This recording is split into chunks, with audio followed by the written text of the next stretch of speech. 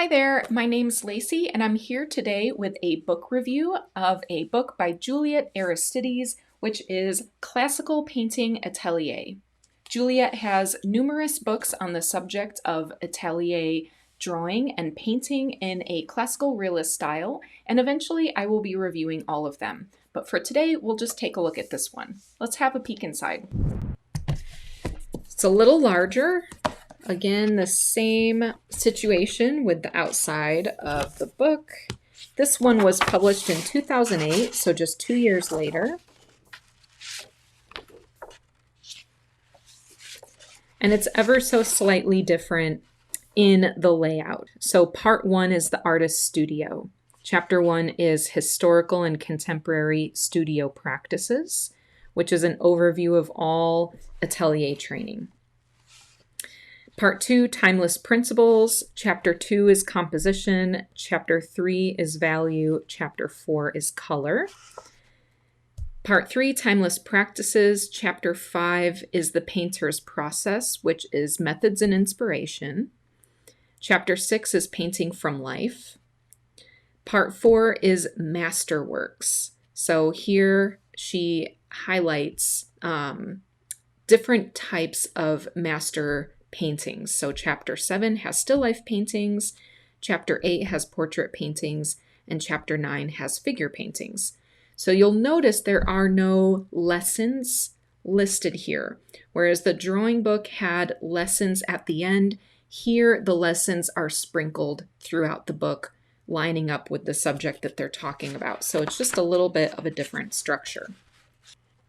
And there is this part here which I found really impactful. So let me just read a little bit. The quote at the top is, "Beauty is unbearable, drives us to despair, offering us for a minute the glimpse of an eternity we should like to stretch out over the whole time," which is a quote from Albert Camus. You know, drawing and painting, part of it is trying to capture something and remember it and leave it after we have passed. And I really connect with that because I so much see drawing and painting as a way to meditate and really look at something and really experience it in a way that we usually don't when we're hopping from one thing to another. So definitely I enjoy that about her writing. She does talk about the overall structure of atelier training, starting with drawing, going on to monochromatic painting, and that's my understanding of how it works, is basically everything that we talked about in the drawing book. You would do that first, and then you would start painting casts in black and white, and then you start still lives in color, and finally move on to people. Some information about the structure of the book to understand more how to use it, and then we get into composition. And here we go. So this, on this side of the page, this is much more what I teach in my studio. But this is creating an armature and a design in the rectangle where you divide the rectangle with an X. This V here is going to a middle point. So you end up creating this geometric design everywhere. And you have important points that are on the 1/2, the thirds, and the quarters all lined up here. So if you would like an even more in-depth look into that, you may enjoy it. So you can see several examples there. And I like too how she has incorporated the circles here. I haven't done much of that, so that really, reviewing this book again has piqued my interest to include more circles within that same geometric frame that I often use. And then we have our first lesson, Monochromatic Master Copy Painting.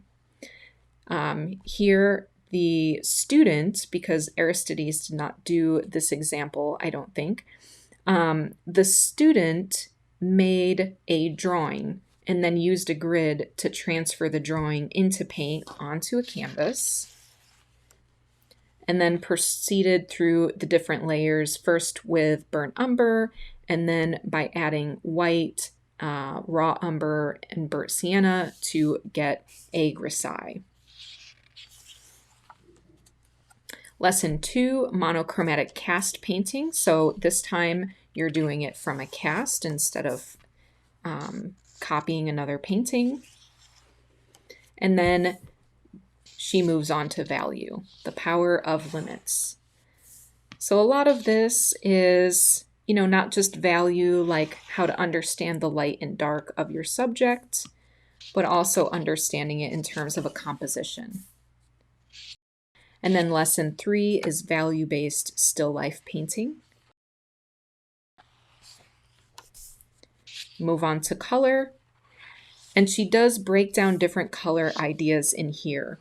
Also, there is an interesting section all the way in the back that lists some artists and their palettes. So I think that is really neat so that you can see just what different people use.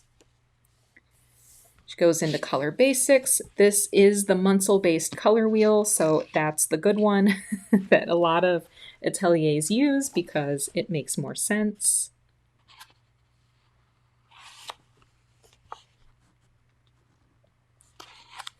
So beautiful examples. We get to the warm and cool cast painting where she is recommending which colors? Titanium white, ivory black, burnt sienna, and ultramarine blue. I usually use just burnt sienna or burnt umber and ultramarine blue with white. You don't necessarily even need the black, but it's probably helpful if you're trying to get pretty dark. Sorry for that loud noise.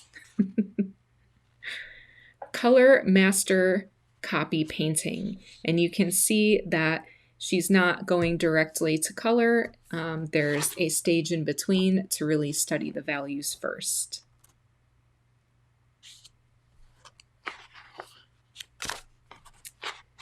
And then timeless practices. The painter's process, methods, and inspiration.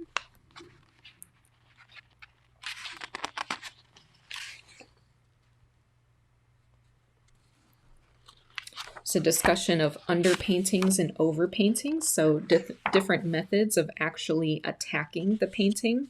Here there's a discussion of using pen and ink underneath oil paint and how Albrecht Dürer used that method. Here's our next lesson, lesson 6, color still life painting. So even in just this white napkin, there are a lot of different colors which may not be coming through on the camera, but there's a lot of yellow, blue, purple, and pink just in that. And then a color figure painting, again starting with value and then moving on to color. And masterworks. So nature themed still life paintings, portrait painting, and figure painting. I believe that is the last chapter that we have here for this book.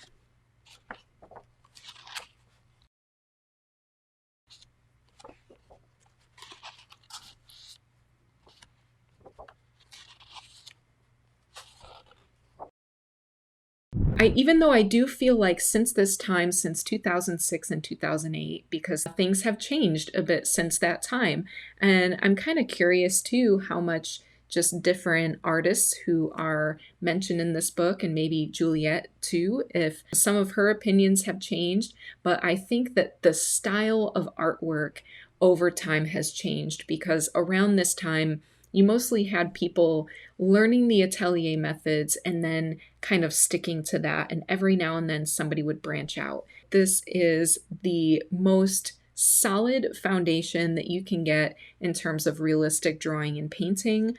I love learning about the history. I love the drawings and paintings in these books. And if you're purely utilitarian and you're just looking for something for like a step-by-step, here's thing 1 to do, here's thing 2, this has a lot of stuff in it that you don't need. But if you're ready to really delve into the history of it and you're really ready to delve into more the the conceptual part of it. So not just doing the thing, but why? What is spiritually behind that? What does it mean? You're going to find a lot of enjoyment in reading this book. Hey, thank you so much for checking out this book with me today. I hope that you found this review helpful. If there are other books that you would like to see reviewed, leave it in the comments below. Thank you, and I'll see you again next time. Bye.